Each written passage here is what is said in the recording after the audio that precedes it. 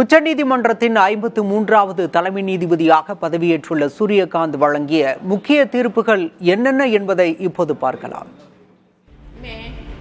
मैं सूर्यकांत जो भारत के उच्चतम न्यायालय का मुख्य न्यायमूर्ति नियुक्त हुआ हूँ, जो भारत के उच्चतम न्यायालय का मुख्य न्यायमूर्ति नियुक्त हुआ हूँ.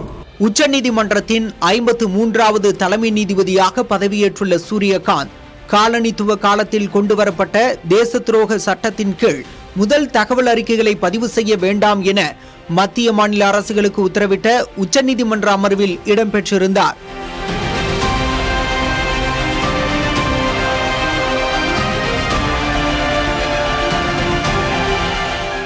அதேபோல் நாட்டையே அதிர வைத்த பெகாசஸ் உளவு நடவடிக்கைக்கு எதிரான வழக்கை விசாரிக்க தொழில்நுட்ப குழுவை அமைத்து உத்தரவிட்ட உச்சநீதிமன்ற அமர்விலும் ஒரு அங்கம் வகித்தவர். மேலும் 2024ஆம் ஆண்டில் வினாத்தாள் கசிவு தொடர்பாக நீட் தேர்வை ரத்து செய்ய கோரிய மனுவை விசாரித்து பாதிக்கப்பட்ட மாணவர்களுக்கு மறுதேர்வை நடத்தவும் தீர்ப்பு வழங்கியுள்ளார்.